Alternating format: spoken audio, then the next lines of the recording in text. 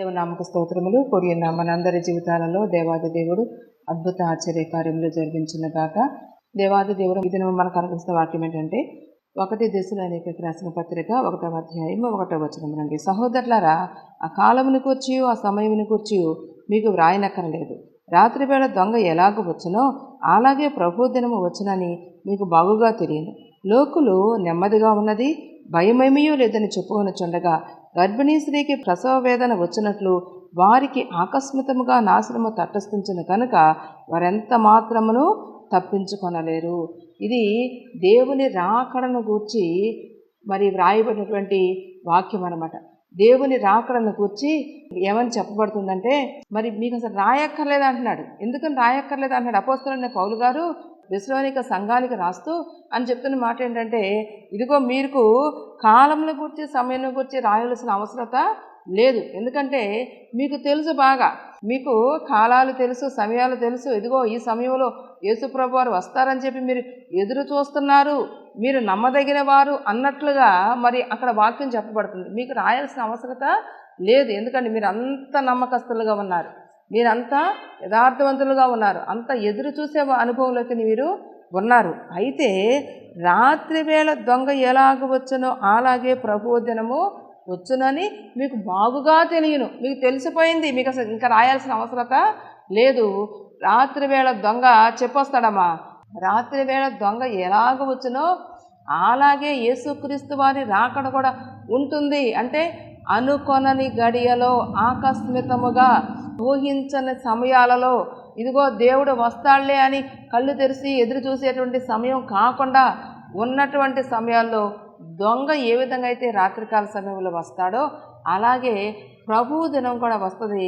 దానిని గూర్చి మీకు రాయాల్సిన అవసరత లేదు. ఎందుకంటే మీరు ఆత్మలో ఎదిగిన వారిగా ఉన్నారు, నిరీక్షణ గలవారిగా ఉన్నారు, భయభక్తులు కలిగిన వారిగా ఉన్నారు, ఆయన రాకడ కొరకు ఎదురు చూపులు చూసే అనుభవంలోకి మీరు ఉన్నారు.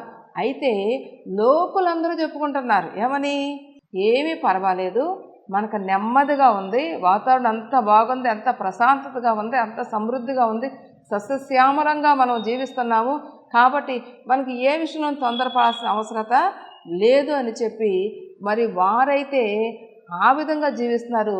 వారికి ఒక నిరీక్షణ లేదు, వారికి ఒక విశ్వాసం లేదు, వారికి ఒక ఎదురుచూపు లేదు. దేవుడు చెప్పాడు, నేను మీకు స్థలము సిద్ధపరచ వెళ్ళుచున్నానని చెప్పిన దేవుడు మరలా వస్తాడు, ఆయన మేఘారూఢుడై వస్తాడు అనేటువంటి నిరీక్షణ వారికి లేదు. కాబట్టి వారి మీదకి ఆకస్మికముగా నాశనము వస్తుంది. అయితే మీకైతే ఆ విషయం రాయాల్సిన అవసరత లేదు. ఎంతగా నమ్ముతున్నాడో చూడండి అపోస్తలుడైన పౌలు గారు. దెస్సలోనిక సంఘాన్ని నమ్ముతున్నట్లుగా నన్ను కూడా నమ్ముతున్నాడు. ఎందుకంటే మీరు దేవుని బిడ్డలు, దేవుని యందు విశ్వాసం ఉంచారు, మీరు భక్తి చేస్తున్నారు, మీరు యథార్థంగా ఉంటున్నారు, కాబట్టి మీకు ఆ విషయం రాయాల్సిన అవసరం లేదు అంటున్నాడు. నిజంగా రాయాల్సిన అవసరం లేదమ్మా. ఏ స్థితిలో ఉన్నామో మనం ఒక్కసారి మనల్ని మనం పరిశీలన చేసుకోవాలి. లోకస్తులైతే అంటున్నారంట, నెమ్మది కలిగి ఉన్నాం కాబట్టి మనం ఇక భయపడాల్సిన అవసరత లేదు అని చెప్తున్నారు. సహోదరులారా, ఆ దినము దొంగవలే మీ మీదకి వచ్చుటకు మీరు చీకటిలో ఉన్నవారు కారు. మరొకసారి చెప్తున్నాడు. ఇందాకేమంటున్నాడు? ఇందాక వాక్యం ఏంటి? ఇదిగో యేసుప్రభు రాకడ సమీపమైంది, ఆ రాకడ సమీపమైందని చెప్పేసి ఆ కాలాన్ని గూర్చి, ఆ గడియను గూర్చి మీకు చెప్పాల్సిన అవసరత లేదు. ఆ కాలములు, ఆ సమయాలు మీకు బాగుగా తెలియను, కాబట్టి మీకు ఆ విషయం ఇక ఇదిగో ప్రభు వస్తున్నాడు, ప్రభు రాకడ సమీపమైపోతుంది, కాబట్టి మీరు సిద్ధపడండి. మన ప్రాణం పోకడ ముందు, ఆయన రాకడ ముందు ఏదనేది మనకి తెలియదు, కాబట్టి మీరు సిద్ధపాటు కలిగి ఉండండి అని మీకు ఆ సమయాన్ని గురించి, కాలాన్ని గురించి రాయాల్సిన అవసరత లేదు అని చెప్పినటువంటి ఆ మాట మరొకసారి ఏమంటే, సహోదరులారా, ఆ దినము దొంగవలే మీ మీదకు వచ్చుటకు మీరు చీకటిగా ఉన్నవారు కారు. ఎంతగా ప్రభు మనల్ని నమ్మాడండి చూడండి. మనము చీకటిలో ఉన్నవారము కాము అని ఎవరు సాక్ష్యం చెప్తున్నారంటే, సాక్షాత్తు యేసుక్రీస్తుని నేను పోలి నడుచుకున్న ప్రకారం మీరు నన్ను పోలి నడుచుకోండి అని చెప్పండి అపోస్తలుడైన పౌలు గారు రాస్తున్నాడు. మీరు చీకటి వారు కారు. మనం ఎవరి వారం కారంట? చీకటి వారం కాదు. అంటే మనలో ఇకనైనా ఎటువంటి చీకటి క్రియలన్నా ఉంటే ఈ వాక్యాన్ని బట్టైనా మనం ఆ చీకటి క్రియలను తీసివేసుకోవాలి, ఆ పాపపు క్రియలను తీసివేసుకోవాలి. దేవునికి ఇష్టమైనటువంటి శరీర కార్యములను తీసివేసుకోవాలి. ఇక వాటిలో నివసించుటకు గతించిన కాలమే చాలు. వాటిలో నివసించడానికి క్రీస్తు నిన్ను నన్ను పిలవలేదు. నీ కొరకు నా కొరకు మృతుడు కాలేదు. ఇదిగో ఆయన సజీవుడై ఉన్నాడు. ఆయన ఎప్పుడు నువ్వు చేసే పనులు చూస్తున్నాడు. నేను మాట్లాడే మాటలు వింటున్నాడు. ఎవరు ఏ పని చేస్తున్నారో సమస్తం ఆయన చూస్తూనే ఉన్నాడు, వింటూనే ఉన్నాడు, ఆలకిస్తున్నాడు. కాబట్టి ఆయన యందు భయభక్తులు కలిగి ఇకనైనా జీవించాలని ఈ వాక్యాన్ని బట్టి మనకి తెలియజేయబడుతుంది. మనలో చీకటి అనేటువంటి ఆ పాపపు సంబంధమైనది ఏది కూడా మనలో ఉండటానికి వీల్లేదు. ప్రతి నిత్యము కూడా మనలను మనము ఆత్మలో శుద్ధీకరణ చేసుకునే వారిగా మనము ఉండాలి. పరిశుద్ధత లేకుండా ఎవడునూ ప్రభువును చూడడు అని చెప్పి దేవుని వాక్యము చెప్పబడుతుంది. అయ్యా నన్ను కడుగు, నన్ను శుద్ధి చేయి. ఆనాడు దావీదు భక్తుడు పాత నిబంధన కాలంలో చెప్పాడు ఏమని, అయ్యా ఇస్సోపు ఉందయ్యా, ఆ ఇస్సోపుతో నన్ను కడుగయ్యా అని చెప్పి. ఇప్పుడు దేంతో కడగాలి దేవుడు నిన్ను? ఆయన రక్తములో కడగాలి. ఆయన పరిశుద్ధ రక్తములో నిన్ను నన్ను కడిగి శుద్ధినిగా చేయి ప్రభువా, నన్ను శుద్ధినిగా చేయ, నన్ను పరిశుద్ధపరచయ్యా, నీ రక్తములో కడుగయ్యా, నాకు శుద్ధీకరణ దయచేయి ప్రభు అని మనం ప్రతి దినము కూడా దేవుని పాదాలు పట్టుకొని మొరపెట్టవలసిన వారముగా ఉన్నాం. మీరు చీకటి సంబంధులు కారు అని చెప్పి దేవుని వాక్యం తెలియజేయబడుతుంది. మరొక మాట అంటున్నాడు, మీరందరూ వెలుగు సంబంధులను పగటి వారునై ఉన్నారు. మనము రాత్రి వారము కాము, చీకటి వారము కాము. దేవునికి స్తోత్రం. యేసయ్యలో ఉన్నటువంటి నీవు ఎవరి వారము కాదంట, రాత్రి వారము కాము, చీకటి వారము కాము. యేసు ప్రభువారు వస్తున్నాడనే మాట, ఇదిగో మీరు ఎదురు చూడండి, మీరు కనిపెట్టండి, మీరు శుద్ధి చేసుకోండి, మీరు చేయాల్సిన పనులన్నీ మీరు చెయ్యండి అని చెప్పాల్సిన అవసరత నీకు లేదు. ఎందుకంటే నువ్వు క్రీస్తుని ధరించుకున్నావు, క్రీస్తులో ఉన్నావు, క్రీస్తుతో కూడా ఉన్నావు, క్రీస్తు నీ మీద ఏలుబడి చేస్తున్నాడు. కాబట్టి నీవు వెలుగు సంబంధి అని చెప్పి మరి దేవుని వాక్యము తెలియజేయబడుతుంది. క్రీస్తు రాకడ బహు సమీపంగా ఉందని చెప్పి లోకం చూస్తేనే తెలిసిపోతుంది.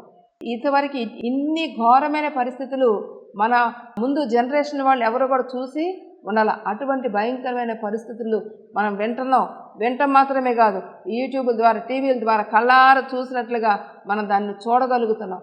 అటువంటి పరిస్థితులు చూసి కూడా మనం ఇంకా మార్పు చెందకపోతే మనం దేవుని రాకడకు మనం యోగ్యులము అర్హులము కాదు అనే విషయాన్ని మనం గ్రహించాలి. అయితే దేవుడు చెప్తున్న మాట ఏంటంటే, ఇదిగో నీకు ముందుగానే తెలియజేశాను, నీకు సమస్తం తెలుసు, నా రాకడ గురించి నీకు ఒక విశ్వాసం ఉంది, నా రాకడ గురించి నీకు ఒక నిరీక్షణ ఉంది. కాబట్టి నీకు ఇకను ఆ విషయాలు తెలియజేయాల్సిన అవసరత లేదు అని చెప్పి దేవుని వాక్యం తెలియజేయబడుతుంది. చూడండి, మత్తయి సువార్త 24వ అధ్యాయము 29వ వచనం. ఆ దినముల శ్రమ ముగిసిన వెంటనే చీకటి సూర్యుని కమ్మును, చంద్రుడు కాంతిని ఇయ్యడు, ఆకాశము నుండి నక్షత్రములు వ్రాలును, ఆకాశ మండలమందలి శక్తులు కదలింపబడును. అప్పుడు మనుష్య కుమారుడు సూచన ఆకాశమందు కనబడును. అప్పుడు మనుష్య కుమారుడు ప్రభావముతోనూ మహామహిమతోనూ ఆకాశ మేఘారుడే వచ్చుట చూచి భూమి మీదనున్న సకల గోత్రముల వారు రొమ్ము కొట్టుకొనిదరు. దేవాది దేవుడు రాకడా ఎక్కడుంటుంది? మేఘాల మీద వస్తున్నాడు. ఆయన మేఘారుడై వస్తున్నాడు. మనల్ని ఎక్కడ ఎక్కించిపోతాడు? మనము కూడా మేఘాల మీద ఎక్కిపోతాం. దేవునికి స్తోత్రం. మన వాహనం ఏది అంటే ఏదో చిన్నదో చితకతో కాదు, మేఘము మీదే మనము ఎక్కవలసిన వారముగా ఉన్నాం. శ్రమకాలము ముగిసిన వెంటనే ఏమవుతుందంట? చీకటి సూర్యుని కమ్ముద్ది, చంద్రుడు తన కాంతిని ఇయ్యడు. అటువంటి పరిస్థితుల్లో మరి రాకముందే, ఇదిగో ఆ చీకటి మన జీవితాలను కమ్మకముందే, ఆ చీకటి మన దేశాన్ని కమ్మకముందే, ఆ చీకటి ఇదిగో మన బ్రతుకులు రాకముందే మనము కోటి సూర్యుల కంటే తేజోమైనటువంటి యేసు క్రీస్తు వైపు మనం చూడవలసిన వారముగా ఉన్నాం. ఆయన మేఘారుడై రావలసి ఉంది. ఆయన వచ్చినప్పుడు అప్పుడు ఏ భేదం లేదు, ప్రతి గోత్రము వారు ఆయనను చూస్తారు. చూసి అప్పుడు రొమ్ము కొట్టుకుంటారు, అయ్యో అయ్యో నేను దేవుని వాక్యాన్ని వినలేకపోయానే, దేవుని వాక్యం ఉంది విశ్వాసం ఉంచలేకపోయానే, ఇదిగో దేవుడు వచ్చి తన బిడ్డలందరినీ తీసుకెళ్ళిపోతున్నాడు, తన వధువు సంఘాన్ని తీసుకెళ్ళిపోతున్నాడు, నేనైతే విడిచిపెట్టబడ్డానని సకల గోత్రముల వారు రొమ్ము కొట్టుకుంటారంట. ఆ రొమ్ము కొట్టుకునే గుంపులో నా ప్రియ జనాంగమా, నీవు నేను ఉండకూడదు. ఇదిగో నీవు నేనైతే ఎత్తబడే వారిలో ఉండాలని ఒక విశ్వాసము కలిగి, నిరీక్షణ కలిగి ఈ దినము నుంచి జీవించవలసిన వారముగా ఉన్నాం. దేవుడు చెప్తున్నాడు, ఇదిగో నీకు ఆ గడియను గురించి చెప్పాల్సిన అవసరం లేదు, ఆ కాలంలో గురించి చెప్పాల్సిన అవసరం లేదు. నీవు చీకటి దానవు, చీకటి వాడవు కాదు, ఇదిగో నీవు పరిశుద్ధుడవే అన్నట్లుగా దేవుని వాక్యం ఇక్కడ వ్రాయబడి ఉంది. ఆయన నిన్ను నన్ను నమ్మాడు. నిజంగా మనము ఎంత నమ్మకంగా ఉంటున్నాము దేవుని విషయంలో. మరి ఏ చీకటి, ఏ పాపము మనల్ని ఏలుబడి చేయకుండా ఎంతగా మనల్ని మనం కాపాడుకుంటున్నామో ఒక్కసారి మనం జ్ఞాపకము చేసుకోవాలి. మనము చీకటి వారము కాము, కావున ఇతరుల వలె నిద్రపోక మెలకువగా ఉండి మత్తులము కాకయుందుము. దేవునికి స్తోత్రం. దేవుడు ఏం చెప్తున్నాడండి? నిద్రపోవడానికి సమయం కాదు, దేవుడు నిద్రపోవడానికి సమయం ఇచ్చాడు. ఏమన్నాడు? పగలంతా పని చేయండి, రాత్రికాల సమయంలో మీరు విశ్రాంతి తీసుకోండి. ఇదిగో వారానికి 6 దినములు మీరు కష్టపడండి, 7వ దినం విశ్రమించండి అని చెప్పినప్పుడు పగలో నిద్రపోయి, రాత్రి నిద్రపోయి, జీవితం అంతా నిద్రపోయి అటువంటి పరిస్థితి ఉండటానికి వీల్లేదు. కొంతమంది శారీరకంగా అన్ని విషయాలలో అలర్ట్గా ఉన్నప్పటికీ ఆత్మీయంగా నిద్రపోయే అనుభవంలోకి ఉంటున్నారు. అది తర్వాత చూద్దాంలేండి, భక్తి తర్వాత చూద్దాంలేండి. భక్తి అంటే ఏంటి? భక్తి ఎప్పుడు చేయాలి? అంత పనంతా అయిపోయిన తర్వాత జీవితంలో పెద్దలు చెప్తారు కదా, కాటికి కాళ్ళు దాచినప్పుడు అప్పుడు భక్తి చేయాలి. అంతేగాని యవ్వనస్తులు ఎందుకు భక్తి చేయడం? యవ్వనస్తులు చేయాల్సిన పని ఏంటి? అసలు భక్తిలో యవ్వనుల పాత్ర ఏంటి? వృద్ధులైపోయిన తర్వాత ఇంక ఎట్టాగో పోతాం కాబట్టి పోయే ముందు ప్రార్థన చేసుకోవాలి, పోయే ముందు భక్తి చేసుకోవాలి అనుకుంటే దేవుడు ఆ భక్తిని అంగీకరిస్తానని చెప్పట్లా. ఉందా మాట? ఉంది పరిశుద్ధ గ్రంథంలో. యవ్వనుడా, యవ్వన కాలమందే నీ సృష్టికర్తను స్మరణకు తెచ్చు. ఎప్పుడు తెచ్చుకోవాలి? యవ్వన కాలమందు నీ సృష్టికర్తను స్మరణకు తెచ్చుకో. యవ్వన కాలంలో నువ్వు బలముగా ఉన్నప్పుడే, నీవు అన్ని విషయాల్లో సామర్థ్యత కలిగిన వాడిగా ఉన్నప్పుడే సిలువను మోయాలి. అప్పుడే నువ్వు దేవుని యందు భయభక్తులు కలిగి ఉండాలి. అప్పుడు కనుక నువ్వు భయభక్తులు కలిగి ఉంటే నీ జీవితం అంతా కూడా భయభక్తులు కలిగి ఉంటావు. అంతేగాని చేయాల్సిన పాపాలు, చేయాల్సిన దుష్టక్రియలు, చేయాల్సిన చీకటి కార్యాలు అన్నీ చేసేసి అంతా పూర్తి చేసేసుకుని ఇక నా పని అయిపోయింది, ఎప్పుడోకప్పుడు పోక తప్పదు, అప్పుడు ఏదో అందాములే, అదో ఇదో అందాములే, అప్పుడు భక్తి చేద్దాములే అనుకుంటే ఆ భక్తి దేవునికి అంగీకారమైనది కాదు. నీ పిల్లల జీవితాలు ఎలా ఉన్నాయి? యవ్వన కాలపు పిల్లలు ఏ విధంగా తొట్టిల్లుతున్నారో నీవు జాగ్రత్తగా కనిపెట్టవలసిన వారణముగా ఉన్నావు. చిన్నపిల్లల దగ్గర నుంచి ఆ ఫౌండేషన్ని వేసినట్లయితే వారు పెద్దవారైనప్పుడు దాని నుండి తొలగిపోరు అని చెప్పి దేవుని వాక్యం చెప్పబడుతుంది. నువ్వు యవ్వనస్తుడిగా ఉన్నప్పుడు, నువ్వు యవ్వనస్తురాలుగా ఉన్నప్పుడు నువ్వు దేవుని వాక్యంలో, విశ్వాసములో, నిరీక్షణలో పట్టుదల కలిగి ఉన్నట్లయితే నీ బిడ్డలు, నీ కుటుంబం అంతా కూడా నిజముగా దేవుని యందు ఎదిగే వారిగా ఉంటారు, దేవుని యందు భయభక్తులు కలిగిన వారిగా ఉంటారు. కాబట్టి ఏ విషయంలో కూడా ఇది నిద్రపోయే సమయము కాదు. మత్తులము కాకయుందుము. ఏంటంట? మత్తులము కాకయుందుము. మత్తులుగా ఉండటం వల్ల పరిశుద్ధ గ్రంథంలో కొన్ని నష్టాలు జరిగినాయి. మరి పాత నిబంధన కాలంలో మనం పరిశీలించినట్లయితే మత్తులుగా ఉండటం వల్ల చాలా చాలా కార్యాలు, అవి చెడ్డ కార్యాలు జరిగినాయి. ఆ చెడ్డ కార్యాలు జరగకుండా ఉండాలి అంటే మత్తులుగా మనం ఉండకూడదని చెప్పి అక్కడ దేవుని వాక్యం మనకి తెలియజేయబడుతుంది. ఇప్పుడు ఎలా ఉండాలి? నీవు నిద్రపోయే సమయం కాదు, అలాగని మత్తులుగా ఉండే సమయం కూడా కాదు అని చెప్పి దేవుని వాక్యం తెలియజేయబడుతుంది. నిద్రపోవువారు రాత్రి వేళ నిద్రపోవుదురు, మత్తుగా ఉండువారు రాత్రి వేళ మత్తుగా ఉందురు. మనము పగటి వారమై ఉన్నాము కనుక మత్తులమై ఉండక విశ్వాస ప్రేమలను, కవచమును, నిరీక్షణయను శిరస్త్రాణమును ధరించుకొందుము. దేవునికి స్తోత్రం. మనలో ఇప్పుడు దాకా దేవుడు ఏం చెప్పాడు? అసలు నీకు ఆ విషయం చెప్పాల్సిన అవసరం లేదు, నువ్వు చాలా మంచిదానివి, నువ్వు చాలా ఎదురు చూస్తున్నావు దేవుని కొరకు, నువ్వు భయభక్తులు కలిగి ఉన్నావు అని చెప్పి తర్వాత ఏమంటున్నారు? ఇదిగో లోకస్తులైతే మరి మత్తులైపోతున్నారు, ఇదిగో ఇప్పుడు కాదులే, అంతా క్షేమంగా సుఖంగా ఉన్నాములే అనుకుంటున్నారు. కానీ అకస్మాత్తుగా దేవుని రాకడా వస్తుంది. ఆయన మేఘారుడే వస్తున్నాడు. వచ్చినప్పుడు ప్రతి గోత్రము వారు రొమ్ము కొట్టుకుంటారు. నీవు మాత్రం మత్తుడవు కావద్దు, మత్తురాలివి కావద్దు. దేవుని విషయంలో చాలా చాలా అలర్ట్గా ఉండాలి. నువ్వు పగటి వారము, నీ వెలుగు సంబంధులవు అని చెప్పిన దేవుడు పగటి వారము, వెలుగు సంబంధులము అని చెప్పిన మన జీవితాలలో ఏమి ఉండాలి అనేది ఇక్కడ దేవుని వాక్యం తెలియజేయబడుతుంది. ఏముండాలంట? విశ్వాస ప్రేమలను, కవచము, రక్షణ నిరీక్షణయను శిరస్త్రాణము ధరించుకును. నువ్వు ఒకటి ధరించుకోవాలి. యుద్ధానికి వెళ్ళేటప్పుడు మరి మామూలుగా మనకలాగా ఉండి యుద్ధానికి వెళ్ళిపోతే సరిపోతుందా? సరిపోదు. అక్కడ ఏం చేయాలి? కవచం ధరించుకోవాలి, శిరస్త్రాణం ధరించుకోవాలి. ఏమి కవచము ధరించుకోవాలి అంటే ప్రేమ విశ్వాసం అనేటువంటి కవచాన్ని ధరించుకోవాలని చెప్పి దేవుని వాక్యము తెలియజేయబడుతుంది.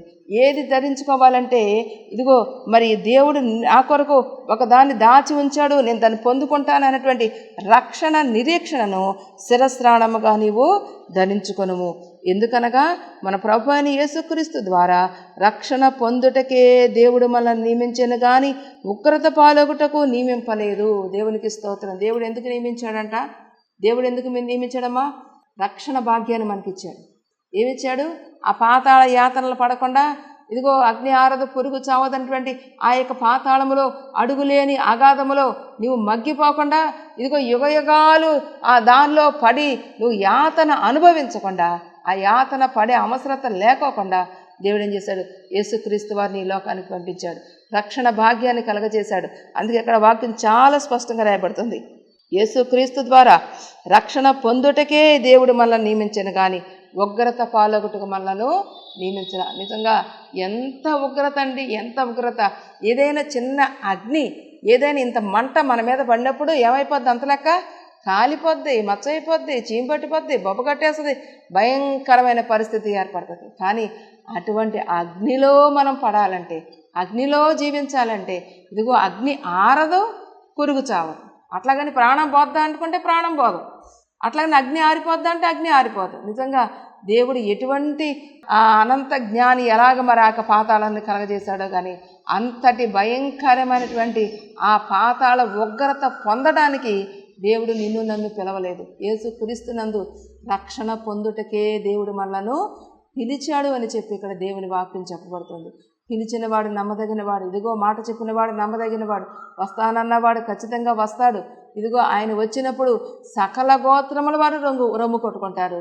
కానీ నీవు నేనైతే ఆనందంతో సంతోషంతో దేవుని రాజ్య వారసులుగా ఉండడానికి ఆ సింహాసనము చేరాలని చెప్పి ఇక్కడ దేవుని వాక్యము తెలియజేయబడుతుంది. అటువంటి మనకేం కావాలమ్మా? ప్రేమ విశ్వాసం అనే కవచం కావాలి. అవి కంటికి కనిపిస్తాయండి? కనపడవు. ప్రేమ విశ్వాసం ఈ రెండు మనలో ఉండాలి. మరి ఇంకొకటి ఏం కావాలంటే రక్షణ అయిన శిరస్త్రాణమును మనము ధరించాలి. చాలామంది రక్షణ పొందమ్మా అంటే ఇప్పుడు కాదు, రేపు పెళ్ళి అవ్వాలి, పిల్లోడు పెళ్ళి అవ్వాలి, ఇంకా పనులన్నీ అయిన తర్వాత అప్పుడు సంగతి అప్పుడు అన్నట్లుగా వ్యవహరిస్తారు. నేడే రక్షణ దినం. దేవుని వాక్యం ఏం చెప్పబడుతుంది? నేడే రక్షణ దినం, నేడే అనుకూల సమయం. ఎందుకు అనుకూలం? నువ్వు రక్షణ పొందడానికి అనుకూలమైన సమయం. రేపు అనేది నీది కాదు. రేపటిని గురించి అతిశయపడకము, రేపటిని గురించి చింతించకమని పరిశుద్ధ గ్రంథంలో చాలా చోట్ల రాయబడి ఉంది. నువ్వేం చేస్తున్నావు? రేపు అనేటువంటి మాటకు నువ్వు రక్షణను వాయిదా వేయటానికి వీలు లేదు. రక్షణను శిరస్త్రాణమును ధరించాలని చెప్పి ఇక్కడ దేవుని వాక్యము తెలియజేయబడుతుంది. దేవుడు ఎందుకు నిన్ను పిలిచాడు? దేవుడు నన్ను ఎందుకు పిలిచాడు? దేవుడు నీ పట్ల నా పట్ల ఉన్న ప్రణాళిక ఏంటి? ఇదిగో దేవుని వాక్యం చెప్పబడుతుంది. అన్యజనుల మీద నా ఆత్మను కుమ్మరిస్తానని చెప్పిన దేవుడు అన్యజనుల వంటి మరి అనేకులను దేవుడు పిలిచి ఏం చేస్తున్నాడు? ఆయన రాజ్య వారసులుగా చేస్తున్నాడు. అన్యుల మీద ఆయన పరిశుద్ధాత్మను కొమ్మరింప చేస్తున్నాడు. ఇదిగో అన్యులకు రక్షణ భాగ్యాన్ని కలగజేస్తున్నాడు. ఇదిగో దేవుని వాక్యం చెప్పినట్లుగా ఆయన రాజ్యంలో ఉంటాకి నేను పిలుస్తున్నాడు కానీ నిన్ను ఉగ్రత పాలవుటకు నిన్ను పిలవటలేదు అనే విషయాన్ని మనం జ్ఞాపకం చేసుకోవాలి. మనము మేలుకొని ఉన్నను నిద్రపోవచ్చునను తనతో కూడా జీవించు నిమిత్తము ఆయన మన కొరకు మృతి పొందెను. దేవునికి స్తోత్రం. ఎందుకు మృతి పొందాడు యేసుక్రీస్తు వారు? మనలను ఆయనతో కూడా యుగ యుగములు జీవింపజేయు నిమిత్తం. ఈ జీవితం ఎంతకాలం? 120 సంవత్సరాలు. తండ్రి అయిన దేవుడు ఏం చేస్తాడు? 1000 సంవత్సరాలు పెట్టాడు. 1000 సంవత్సరాల తర్వాత అయ్యో ఈ మానవుని ఎందుకు సృజించానా, ఈ మానవుడు చేసే పనులు ఇంత ఘోరంగా ఉన్నాయి, లాభం లేదని చెప్పేసి ఏం చేశాడు? ఆయన 120 సంవత్సరాలకు దానిని కుదించేశాడు. ఆ 120 సంవత్సరాల కొద్ది కాలంలో నువ్వు బ్రతికేది ఎంతకాలమో, నేను బ్రతికేది ఎంతకాలమో. మరి 120 సంవత్సరాలైనా గ్యారంటీకి బతుకుతామని ఉందా? గ్యారంటీ లేదు. కానీ ఆ కొద్ది సమయంలో దేవునికి నమ్మకస్తులుగా జీవిస్తే దేవుడు చెప్తున్న మాట ఏంటంటే ఇదిగో నీవు జీవాన్ని ప్రేమిస్తే, జీవం ఎవరు? నేనే మార్గము సత్యము జీవం. యేసుక్రీస్తు వారు మార్గమై ఉన్నారు, సత్యమై ఉన్నారు, జీవమై ఉన్నారు. ఆ జీవ ప్రదాతను నీవు ప్రేమిస్తే ఆ జీవాన్ని ఇస్తాడు నా దేవుడు. ఎప్పటి వరకు ఇస్తాడో తెలుసండి? యుగ యుగాలు వరకు ఇస్తాడు. దేవునికి స్తోత్రం. అది అన్లిమిటెడ్ అన్నమాట. లిమిట్ లేదు ఆ కాలానికి. యుగ యుగములు అంతే. దానిలో లిమిట్ అనేది లేదు. ఈ యొక్క చిన్న జీవితం 120 సంవత్సరాల జీవితం కాదు. ఆ యుగ యుగాలు నీవు దేవునితో జీవించట కొరకే ఆ జీవాధిపతి మృతి పొందాడనే విషయాన్ని మనం గమనించాలి. అందుకే ఇక్కడ దేవుని వాక్యం చెప్పబడుతుంది. ఆ విధంగా జీవాన్ని పొందుకోవాలంటే నీవు ఈ లోకంలో కొన్ని కార్యాలు చేయాలి. ఈ లోకంలో కార్యాలు చేయాలి. చేయకుండా ఉంటే అది అంగీకారమైన జీవితం కాదు. అందుకే ఒక చోట రాయబడింది, మీ క్రియలు మీకంటే ముందుగా వెళ్ళిపోతున్నాయి. ఏం వెళ్ళిపోతున్నాయి? మనం చేసిన క్రియలు అంటే పనులు. నువ్వే పనులు చేస్తున్నావో ఆ పనులు మనకంటే ముందుగా వెళ్ళిపోతున్నాయి అని చెప్పి దేవుని వాక్యము వ్రాయబడింది. ఇక్కడ దేవుడు చెప్తున్నాడు, నువ్వు కొన్ని పనులు చెయ్యాలి అంటున్నాడు. ఏం చేయాలంట? చూడండి, సహోదరులారా, మేము మీకు బోధించినది ఏమనగా అక్రమముగా నడుచుకునే వారికి బుద్ధి చెప్పుడి. చేస్తారా ఈ పని? చెయ్యం. ఎందుకు చెయ్యం? ఆడెట్టపోతే మాకెందుకమ్మా, అమ్మో అసలు ఆయన జ్యోతికి వెళ్ళటానికి వీల్లేదు, వాళ్ళు సామాన్యులు కాదు, అది క్రమం కాదురా, ఇది క్రమం అని చెప్పామనుకో తిరిగి మాకే పెడతాడు, కాబట్టి వాళ్ళ జోలికి మేము వెళ్ళమమ్మా, మాకు సంబంధం లేదు అన్నట్లుగా వారికి తడిచి మనం బ్రతుకుతున్నాం. కానీ దేవుడు ఏం చెప్తున్నాడు తెలుసండి? అక్రమముగా ఏదైతే క్రమము లేకుండా ఉందో ఆ క్రమము లేనిది ప్రతిదీ అక్రమమే. నువ్వు ఎంత గొప్పడు అన్నావని, ఎన్ని దాన ధర్మాలన్నా చేయని, ఎన్ని పుణ్యకార్యాలన్నా చేయని, ఎంత పెద్ద బోధకుడు అన్నావని, నువ్వు అక్కడ ఉంది కదా మత్తయి సువార్తలో, ఏమని? అయ్యా నీ నామంలో మేము దెయ్యాలు వెళ్ళగొట్టలేదా? మీ నామంలో మేము అద్భుతాలు చేయలేదా? మీ నామంలో మేము అనేకమైన సూచక కార్యాలు చేయలేదా అని అంటుంటే ఆయన ఏమంటున్నాడు? అక్రమము చేయువారలారా నా యొద్ద నుండి పొండి, నేను మిమ్మల్ని ఎన్నడూ ఎరగను. ఎంత ఒకే ఒక సెంటెన్స్లో వాళ్ళు చేసిన అద్భుత కార్యాలు చేసేసారు. ఇంత అంత అద్భుతాలు కాదు. కాబట్టి అద్భుతాలు చూసి పరిగెత్తకూడదు. నీ విశ్వాసమే నేను రక్షిస్తుంది, నీ విశ్వాసమే నేను ధైర్యపరుస్తుంది, నీ విశ్వాసం నేను స్వస్థపరుస్తుంది అని చెప్పి దేవుని వాక్యం చెప్పబడుతుంది. అద్భుతాల కొరకు ఆశ్చర్యకార్యాల కొరకు పరిగెత్తే రోజులు కాదు. మనం ఇప్పుడు ఏం చేయాలి? అక్రమముగా నడుచుకునే వారికి, క్రమము లేకుండా జీవించే వారికి మనం ఏం చేయాలంట? బుద్ధి చెప్పుడి. బుద్ధి అంటే వాళ్ళకి బుద్ధి లేదనా? బుద్ధి లేదనే. ఎందుకంటే వాళ్ళ క్రమమైన జీవితంలో జీవించట్లా, అక్రమంగా జీవిస్తున్నారు. వారికి నీవు సరి చేయాలి. నువ్వు సరి చేస్తే దానికి తగిన ప్రతిఫలం దేవుడు నీకు నాకు ఇస్తాడు. కాబట్టి మనం ఏం చేయాలి? ఈ దినము నుంచైనా మనం ప్రారంభించాల్సిన పని ఏంటంటే, వాళ్ళు ఎట్లా పోతే నాకెందుకులే అని వదిలేయమని చెప్పాలా. దేవుడు ఏం చెప్తున్నాడు? అక్రమముగా నడుచుకుని వారికి బుద్ధి చెప్పుడి, ధైర్యము చెడిన వారిని ధైర్యపరచుడి. వాళ్ళకి ఎవరికో చెప్తే నాకేం వస్తుందండి, వాళ్ళకి చెప్తే వల్ల నాకు ఉపయోగం ఏంటి, వాళ్ళని ధైర్యపరచడం వల్ల నాకు ఉపయోగం ఏంటి అని నీవు ఒకవేళ అనుకోవడానికి వీలు లేదు. నీవు వారిని కనుక బలపరిచినట్లయితే, నీవు వారిని ధైర్యపరిచినట్లయితే ప్రతిఫలము నీవు కన్నులారా చూస్తావు. యోబు గారు ఇతరుల కొరకు విజ్ఞాపన, తన స్నేహితుల కొరకు విజ్ఞాపన చేసినప్పుడు ప్రతిఫలాన్ని ఆయన అనుభవించినట్లుగా నీవు కూడా ఇతరుల విషయంలో నీవు వారిని ధైర్యపరిచారు, బలహీనపరచకూడదు. అవే మన క్రియలు, మనకంటే ముందుగా వెళ్ళే క్రియలు అవే. నువ్వేం చేయాలి? వారిని ధైర్యపరచుడి. ధైర్యం చెడిపోయాడు, వాడు ఏమైపోయాడంట? దేవుని వాక్యం ఏమనుంది? ధైర్యము చెడిన వారిని. ఏదన్నా ఒకటి చెడింది అనుకోండి, ఆహార పదార్థాలు ఏదైనా ఒకటి చెడింది, అది చెడిపోయింది, మళ్ళీ మొదటి స్థితికి వస్తుందా? రాదు. చెడిపోయిందంటే అది కుళ్ళిపోయింది, పాడైపోయిందంటే పారేయటమే. అటువంటి పరిస్థితి. ఆ స్థితిలోనికి రాకుండా మానవుడు ధైర్యము చెడిన వారిని నీవేం చేయాలంట? ధైర్యపరచుడి అని చెప్పి దేవుని వాక్యము తెలియజేయబడుతుంది. నీవు ఎలా ఉన్నావు? నీ రక్త సంబంధికులో, నీ ఇరుగు పొరుగు వారిలో, నీకు తెలిసిన వారిలో, నీ యొక్క ఫ్రెండ్ సర్కిల్లో ఎవరన్నా కానీ ధైర్యం చెడిపోయి ఉంటే నువ్వేం చేయాలి? వారిని ఆదరించాలి, ధైర్యపరచాలి, వారిని బలపరచాలి, వారిని ఓదార్చాలి. శక్యమైతే నువ్వు చేయగలిగినంత సహాయం వారికి చేయగలగాలి అని చెప్పి దేవుని వాక్యము తెలియజేయబడుతుంది. నువ్వు దేవుని రాకడలో ఎత్తబడాలంటే నేను వెళ్ళిపోతాను, నేను భక్తి చేసేస్తున్నాను అంటే కుదరదు. ఇందాక వాక్యం విన్నాం కదా, మీకు అసలు ఆ సమయానికి వచ్చి రాయాల్సిన అవసరం లేదు. ఎందుకంటే మీరు చాలా మంచోళ్ళు, మీరు వెలుగు సంబంధులు, మీరు పగటివారు అని మనల్ని నమ్మినటువంటి దేవుడు చెబుతున్న మాట ఏంటంటే, మీరు ధైర్యము చెడిన వారిని ధైర్యపరచుడి, బలహీనులకు ఓతనీయుడి. బలహీనత అంటే ఏ బలహీనత? శారీరక బలహీనత కావచ్చు, ఆర్థిక బలహీనత కావచ్చు, అంగ బలహీనత కావచ్చు. ఎటువంటి బలహీనత అయినా వాళ్ళు బలహీనులు అయిపోయారు. మరి ఆ పరిస్థితిలో నుండి లేవలేకపోతున్నారు. కానీ నువ్వైతే ఆ పరిస్థితిలో బలవంతుడిగా ఉన్నావు. నువ్వు ఆ పరిస్థితిలో ఉన్నత స్థితిలో ఉన్నావు. నేనున్నాను, నేను నా పిల్లలు నా కుటుంబం ఉంటే చాలు అన్నట్లు కాదు. బలహీనత యందు ఉన్నటువంటి వారిని నీవేం చేయాలి? బలపరచాలి, వారిని లేవనెత్తాలి. చేయూతనీయుడి. ఏం చేయాలంట? ఓతనీయుడి. వాళ్ళకి చేయిచ్చి అమ్మా నువ్వు లేవు. ఏ పరిస్థితిలో మామూలు చేయిచ్చి లేకమంటాం కాదు. వాళ్ళు ఏదైతే కోల్పోయి ఉన్నారో, ఏదైతే బలహీనంగా ఉన్నారో, ఏదైతే మానసికంగా అలజడిలో ఉన్నారో, ఏ విషయంలో అయితే తట్టుకోలేని స్థితిలో ఉన్నారో, ఆ పరిస్థితిలో నుండి వారికి నేనున్నాను, మీకేం పర్వాలేదు, నేనున్నాను, నేను సహాయం చేస్తాను అన్నట్లుగా బలహీనతగా ఉన్న వారిని ఏం చేయాలంట? చేయూతనీయుడి, అందరి ఎడల దీర్ఘశాంతము గలవారై ఉండి. మనం ఏం చేయాలి? కొన్ని విషయాల్లో కొంతమంది చాలా మంచిగా ఉంటారు, కానీ కోపం అనేది చూసారా 5 నిమిషాలు చెప్పకుండా వచ్చేస్తుంది అంతే. కానీ దేవుడు ఏం చెప్తున్నాడు? దీర్ఘశాంతము కలిగండి. వాళ్ళు చేస్తున్నారా? వాళ్ళు తెలుసుకుంటారు. వాళ్ళు నీ ఎడల ఒకవేళ తప్పు చేస్తున్నారా, నీకు అన్యాయం చేస్తున్నారా, వాళ్ళు తెలుసుకుంటారు. ఒకనాడు తెలుసుకుని పశ్చాత్తాపడే రోజు ఒకటి వస్తుందని చెప్పేసి మౌనంగా ఉండాలి. దేవుని వాక్యం చెప్పబడుతుంది, అందరి ఎడల దీర్ఘశాంతము గలవారై ఉండుడి, ఎవడును కీడునకు ప్రతికీడైనను ప్రతికీడు ఎవనికైనానూ చేయకుండా చూసుకోండి, నేను పగ తీర్చుకుంటా. ఆయన అప్పుడు ఆ మాట అన్నాడు, ఇప్పుడు నా చేతిలో చిక్కాడు కాబట్టి నేనేం చేస్తాను?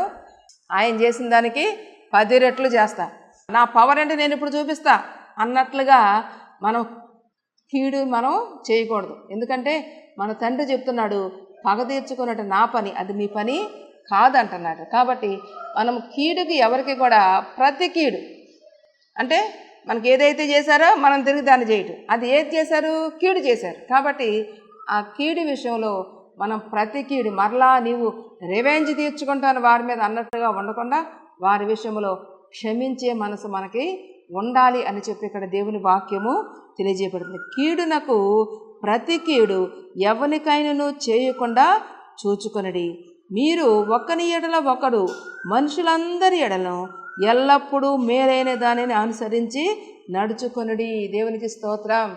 ఏం చేయాలంట? ఎల్లప్పుడూ, ఒకసారి 2 రోజుల ఎన్నిసార్లు చేస్తాం అంటాక లేదు, ఎల్లప్పుడూ కూడా ఏం చేయాలంట? మేలైన దానిని చేయాలి. ఒకని ఎడల ఒకడు మనుషులందరి ఎడలను ఎల్లప్పుడూ మేలైన దానిని అనుసరించి నడుచుకొనడి. మేలైన దానిని చేసి అనుసరించి నడుచుకోవాలి. ఆ విధంగా చేస్తేనే, ఈ క్రియలన్నీ మనలో ఉంటేనే మనము పగటి వారం అవుతాం. ఈ క్రియలన్నీ మనము జరిగిస్తేనే మనము వెలుగు సంబంధం అవుతాం. ఈ క్రియలన్నీ మనము చేస్తేనే మనము నిత్యరాజ్యానికి వారసులము అవుతాం. కాబట్టి ఇక్కడ దేవుని వాక్యం చెప్పబడుతుంది, ఎల్లప్పుడూ మేలైన దానిని అనుసరించి నడుచుకొనడి, ఎల్లప్పుడూ సంతోషముగా ఉండుడి. ఎలా ఉండాలమ్మా? సంతోషం నీలో ఉంది అంటే ఒక ధైర్యం, నా ప్రభువు నాకున్నాడు. ఆ ధైర్యంతో మనం ఏం చేయాలంటే సంతోషంగా ఉండాలి. సంతోషం లేకుండా దుఃఖముఖలే ఉండడానికి దేవుడు మనలను పిలువల.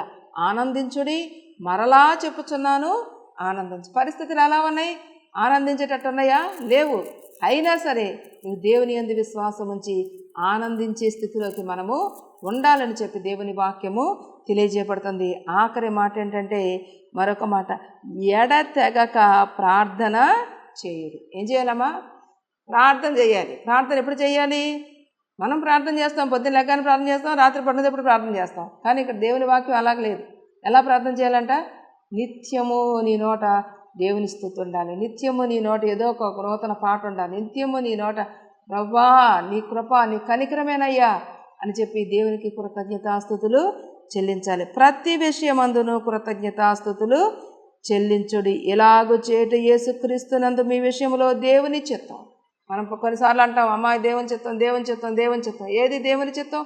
ఇవి అన్నీ అనుసరించాలి. ఎల్లప్పుడూ నీవు కృతజ్ఞతాస్తుతులు, ప్రతి విషయంలోనూ దేవునికి కృతజ్ఞతాస్తుతులు చెల్లించాలి అని చెప్పి ఇక్కడ దేవుని వాక్యము తెలియజేయబడుతుంది. నా ప్రియ జనాంగమా, దేవుడు నిన్ను నన్ను నమ్మి చెప్తున్నాడు, ఇదిగో కాలాల గురించి సమయాల గురించి మీకు చెప్పక్కర్లేదు, ప్రభు రాకడ సమీపంగా ఉంది, మీరు సిద్ధపడ్డారు, మీరు పగటివారు, మీరు వెలుగువారు, కాబట్టి మీరు చాలా ధన్యులు అని చెప్పి దేవుని వాక్యం. మిమ్మల్ని నిత్యరాజ్యానికి పిలిచాను కానీ ఇదిగో నేను పాతాళంలో ఉంటాకి పిలవలేదు మిమ్మల్ని అని చెప్పి దేవుడు చెప్తున్నాడు. అదే దేవుడు చెప్తున్న మాట ఏంటంటే, మీరు ఇవన్నీ కూడా చేయాలి. ఏం చేయాలి? ఇదిగో క్రమం లేని వారికి మీరు క్రమాన్ని చెప్పండి, ధైర్యం చేయడం వారికి ధైర్యం ఇవ్వండి, బలహీనులకు చేయూతనివ్వండి. ఇదిగో మీరు ఎవరి ఎడలో కూడా పగ తీర్చుకోవద్దు, కీడుకు ప్రతి కీడు చేయొద్దు, మీరు ఎల్లప్పుడూ సంతోషంగా ఉండండి, ప్రతి విషయంలో దేవునికి కృతజ్ఞతాస్తుతులు చెల్లించండి. ఆ విధంగా జీవించే భాగ్యాన్ని దేవాది దేవుడు మనకు అనుగ్రహించునుగాక. ఆమేన్. ప్రార్థన చేసుకుందాం. పరిశుద్ధడానికి స్తోత్రాలయ్యా. నీ కనికరం చొప్పున, నీ కృప చొప్పున, నీ ప్రేమ చొప్పున నాయన నీ మాతో మాట్లాడిన ప్రతి మాటను బట్టి వందనాలు తండ్రి. ఈ దినం నీ రాకడను గురించి తెలియజేసావు ప్రభా. అదే సమయంలో మేము ఎలాగ జీవించాలో కూడా మాకు తెలియజేసావు ప్రభా.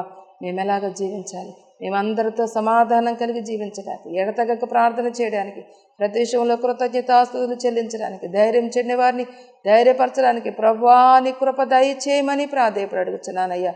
నీ కృపలో మమ్మల్ని భద్రపరచండి, నీ కృపలో మమ్మల్ని భద్రపరచండి దేవా. మేము చేయవలసిన కార్యములు చేయుచు నాయన నీ నిత్య రాజ్యమునకు వారసులుగా జీవించే భాగ్యాన్ని మాకు దయచేయమని యేసు నామమున అడిగి వేడుకొనుచున్నాము పరమ తండ్రి.